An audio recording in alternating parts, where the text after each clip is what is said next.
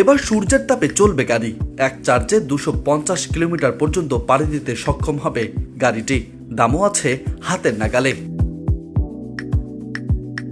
নিজেদের অভ্যন্তরীণ প্রযুক্তিতে তৈরি প্রথম সৌরশক্তি চালিত এই গাড়ি বাজারে এনেছে ভারত, যার নাম ইভা।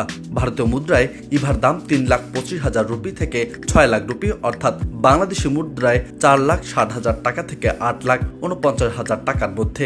গাড়িটি প্রস্তুত করেছে ভাইব মোবিলিটি নামের একটি ভারতীয় কোম্পানি।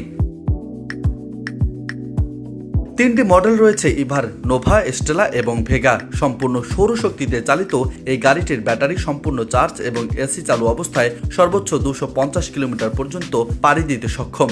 মূল ব্যাটারি চার্জ শেষ হয়ে গেলে সক্রিয় হবে ব্যাকআপ ব্যাটারি। ব্যাকআপ ব্যাটারির সাহায্যে আরও 10 থেকে 12 কিলোমিটার চলা সম্ভব হবে।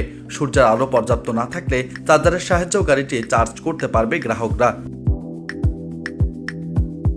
গ্রাহক পর্যায়ে ইভার প্রতিটি মডেলের জন্য 3 বছরের ওয়ারেন্টি এবং ব্যাটারির জন্য 5 বছরের ওয়ারেন্টি দেওয়া হবে বলে জানিয়েছে ভাইব মোবিলিটির কর্মকর্তারা।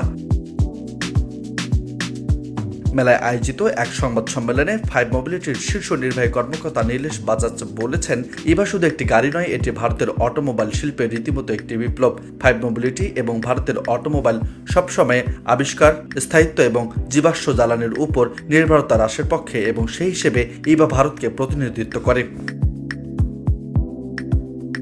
ব্যাটারি সম্পূর্ণ চার্জ থাকা অবস্থায় ইভা একবারে 250 কিলোমিটার পথ পাড়ি দিতে এবং ঘন্টায় সর্বোচ্চ 70 কিলোমিটার পর্যন্ত গতি তুলতে সক্ষম। এক কথায় নগর ভ্রমণের জন্য ইভা একদমই আদর্শ। নিউজ ডেস্ক, বার্তা 24।